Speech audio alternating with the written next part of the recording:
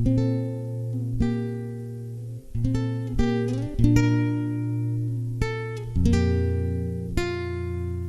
के मनन चिंतन का विषय है क्रिस्ती के जीवन में माता मरियम का स्थान। मैं इस विषय को एक छोटी सी घटना से शुरू करना चाहता हूँ। ये घटना अंग्रेजी के सुप्रसिद्ध लेखक जॉर्ज बर्नार्ड शॉ के जीवन में हुई थी।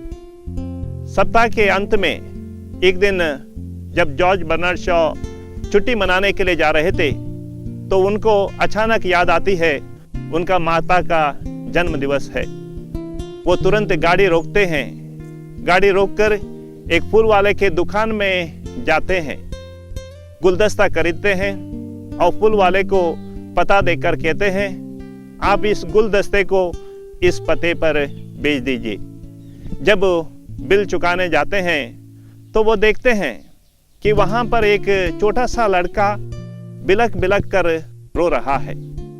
तो उनसे वो पूछते हैं बेटा क्या हुआ, क्या परेशानी है? तो वो छोटा सा लड़का कहता है आज मेरे मम्मी का जन्म दिवस है। मैं मम्मी को एक गुलदस्ता देना चाहता था। मैंने बहुत से पैसे या त्याग कर इकट्ठा किए, लेकिन मुझे आज पता चला कि ये पैसे पर्याप्त नहीं है। आज मम्मी के जन्म दिवस पर मैं ये गुलदस्ता भी नहीं दे सकता हूँ। ये सोचकर मुझे दुख आता है। लेखक के आंखों में आंसू आ जाते हैं। वो कहते हैं बेटा डरो नहीं, तुम जो गुलदस्ता चाहिए ले लो और उसका पैसा मैं ही चुकाऊंगा। वो लड़का गुलदस्ता लेकर बहुत खुशी से बाहर दौड़ पड़ता है।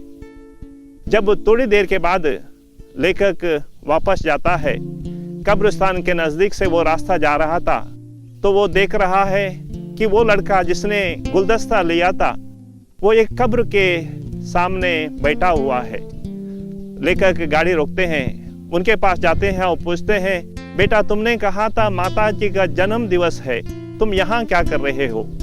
तो वो कहता है मेरी माता यहाँ सो रही है।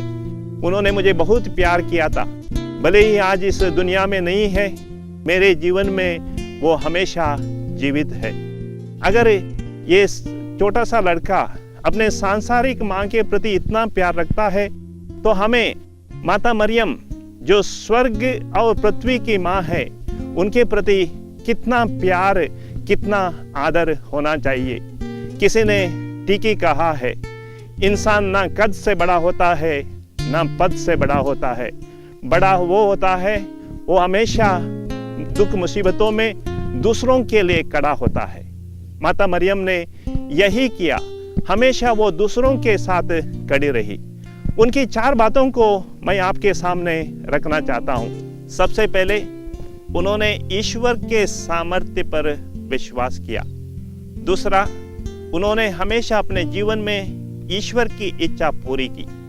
तीसरा, निस्वार्थ होकर उन्होंने दूसरों की सेवा की। चौथा, दुख कठिनाइयां सहते हुए भी उन्होंने ईश्वर पर अपने विश्वास को बरकरार रखा। सबसे पहले हम देखते हैं जब गब्रियल दूत मरियम के पास ईश्वर का संदेश लेकर आता है, उनको समझ में नहीं आता है, फिर भी वो कहती है ईश्वर के लिए कुछ भी असंभव नहीं है। मनुष्य के ज्ञान के परे, मनुष्य के शक्ति के परे उन्होंने ईश्वर के सामर्थ्य पर विश्वास किया। दूसरा, उन्होंने हमेशा ईश्वर की इच्छा पूरी की। जब गब्रियल दूत ने मरियम को ईश्वर की माता होने का संदेश सुनाया तो उन्होंने ये नहीं कहा मैं जाकर अपने माता पिता से पूछूंगी या मैं लोगों की ओपिनियन या राय ले लूंगी, लेकिन उन्होंने हमेशा ईश्वर की इच्छा पूरी की। उनके लिए सबसे महान थे ईश्वर की इच्छा, लोगों के ओपिनियन नहीं, लोगों की राय नहीं, बल्कि ईश्वर क्या चाहता है वो ही करना वो चाहते थे। तीसरा, हम देखते हैं कि उन्होंने निस्वार्थ होकर लोगों की सेवा की। सुसमाचार में हम कहीं भी ये नहीं पाते हैं माता मरियम ने कुछ भी अपने लिए मांगा। जब भी उन्होंने मांगा वो दूसरों के लिए मांगा। हम देखते हैं जब गाब्रियल दूत ईश्वर के संदेश को लेकर आता है, माता मरियम ईश्वर को उनको हाँ कहने के लिए वहाँ पर तैयार थी। जब एलिजाबेथ को किसी की ज़रूरत थी तो उसको मदद करने के लिए वहाँ पर वो उपस्थित थी। जब 12 साल के उम्र में यीशु मंदिर में खो गए, उनको ढूंढने के लिए माता मरियम वहाँ पर थी। जब काना के विवाह मंडप में वहाँ पर दाखरस की कमी हुई, वहाँ उस दंपति का लाज बचाने के लिए माता मरियम वहाँ पर उपस्थित थी। प्रभु यीशु जब क्रूस ढो रहे थे, तब उनके साथ रहकर उनके दुख को सहने के लिए माता मरियम वहाँ पर थी।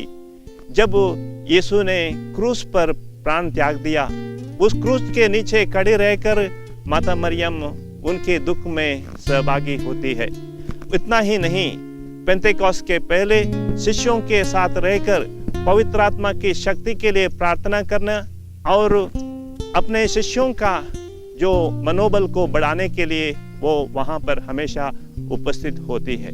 और अंत में हम देखते हैं माता मरियम के जीवन में अनेक कठिनाइयाँ, अनेक मुसीबतें आ जाती हैं। सबसे पहले जब प्रसव का समय आया, तब राज्ञा निकली।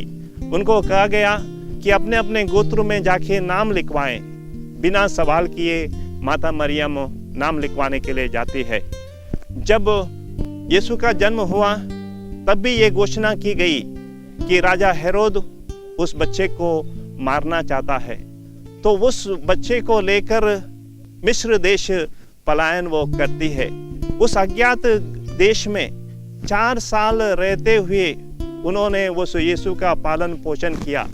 4 साल के बाद जब नाज़रेत शहर लौटी, तो वो देखती है कि वहाँ पर एक बड़ाई के पत्नी के रूप में साधारण रूप से उन्होंने जीवन बिताया।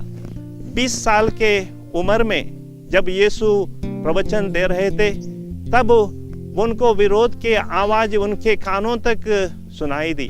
फिर भी ईश्वर की इच्छा समझकर उन्होंने कोई सवाल नहीं किया। वही माता मरियम क्रूस के नीचे खड़ी रहती है। वो देखती है कि उनके बेटे के शरीर से खून टपक रहा है, बेटा तड़प रहा है, फिर भी वो कुछ नहीं कहती है और अपने विश्वास को बरकरार रखते हुए कहती है, अगर ये ईश्वर की इच्छा है, ईश्वर की इच्छा पूरी हो। प्यारे भाइयों और बहनों, माता मरियम के चित्र को नहीं, हम चरित्र को अपनाएं, उस चरित्र को अपने जीवन में लागू करें। ये 4 गुणों को अपने जीवन में हम अपनाएं। सबसे पहले हम ईश्वर के सामर्थ्य पर विश्वास करें। दूसरा, हम ईश्वर की इच्छा क्या है हमारे जीवन में, उसके इच्छा के अनुसार हम जीवन बिताएं। तीसरा, निस्वार्थ होकर हम दूसरों की सेवा करें। चौथा, जो भी दुख कठिनाइयाँ हमारे जीवन में आ जाते हैं, उसको सामना करते हुए हम माता मरियम के साथ अपने विश्वास को बरकरार रखें। जय यीशु। धन्यवाद।